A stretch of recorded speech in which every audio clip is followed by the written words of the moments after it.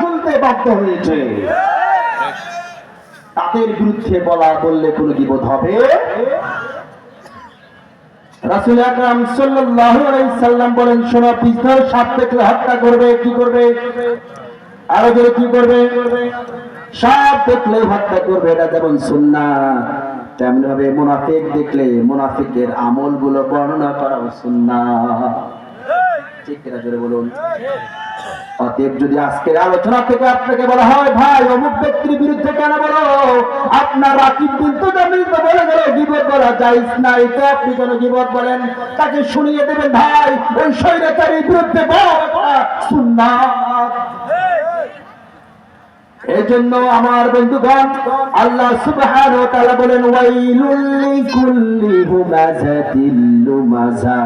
শুনে রাখো, যারা মানুষের নিজেকে তাকব্বুরির কারণে, অহংকার করার কারণে মানুষের সামনে গীবত, মানুষের সামনে কটাক্ষ করে আর পিছনে গীবত করে, তাদের উপর লানত। তাদের উপর কি? তাদের উপর কি? তাহলে আমরা জানলাম গীবত করা যাবে, মানুষের সামনে এমন কোনো কথা বলা যাবে না যে ভাই কষ্ট পায়। তার মানে কি? হকের কথা। হকের কথা বলা যাবে না? বলুন, হকের কথা বলা যাবে না? হকের কথা বলা যাবে, কিন্তু কোন ভাইকে অপমান করার জন্য সামনে কোনো কথা বলা যাবে না। সম্মানিত হাজিরিন, আল্লাহ সুবহানাহু ওয়া তাআলা দ্বিতীয়তে বলেন, আল্লাযী জামাআ মালাহু ওয়া আদ্দাদা। বলুন সুবহানাল্লাহ। আল্লাহ সুবহানাহু ওয়া তাআলা বললেন, আল্লাযী জামাআ মালাহু ওয়া আদ্দাদা, যে সম্পদ জমায় ও তা বারবার গণনা করে, তাদের উপরে লানত করলেন। কারণ হচ্ছে অর্থ জমায় কারা? যারা বেশি দিন টিকতে চায়। ঠিক কিনা? আরো জোরে বলুন, আল্লাযী জামাআ মালাহু ওয়া আদ্দাদা। যারা পৃথিবীতে বেশি দিন টিকতে চায়, যারা বেশি দিন রাজত্ব করতে চায়, বেশি দিন চারের ক্ষমতা চায়, তারাই সম্পদ করে আর সম্পদের পাহাড় দেখার স্বপ্ন দেখে।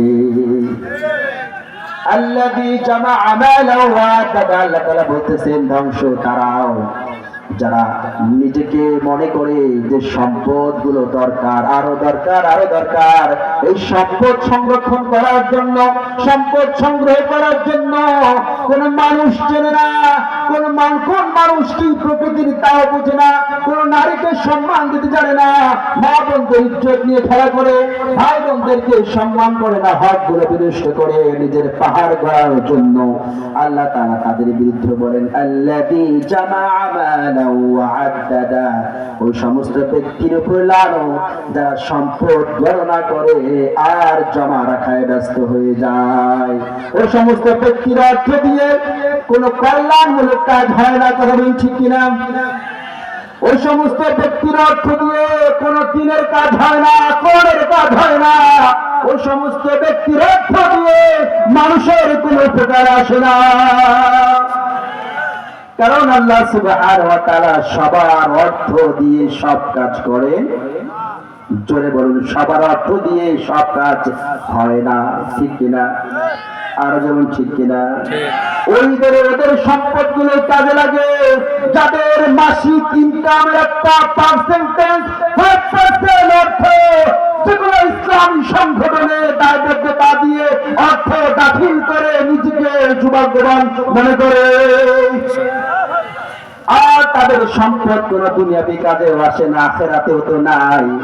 যাদের 1 টাকা ব্যয় করতে গেলে মসজিদ মাদ্রাসায় দিনের খিদমতে ব্যয় করতে গেলে যাদের কলিজা কাঁপে। ঠিক কিনা? আল্লাহ সে কথাই বলতেছেন, আল্লাযী জামাআ মালাহু ওয়া আদ্দাদা। এরপরে আল্লাহ বলেন, ইয়াহসাবু আন্না মালাহু আখলাদা। সে ধারণা করে আমার সম্পদগুলো আমি যত বেশি সংগ্রহ করতে পারি, সে ধারণা করে আমি আমার সম্পদ যত বেশি সংরক্ষণ করতে পারি, সংগ্রহ করতে পারি, ততদিন বুঝি আমি বাঁচব। আছে না নাই এরকম? আছে না নাই? এর জন্য এমপি মন্ত্রী হওয়ার জন্য কত লক্ষ লক্ষ টাকা ব্যয় করে, 10 লক্ষ ব্যয় করলে চিন্তা করে 1 কোটি টাকা কিভাবে ইনকাম করা যায়। এই জন্য অনেক এমপি মন্ত্রীর বাসা বাড়িতেও খাটের নিচেও সাবিন ডালের বোতল পাওয়া যায় কি যায় না? গোডাউনের মধ্যে রিলিফের চাউলের বস্তা গোডাউনে পাওয়া যায় কি যায় না?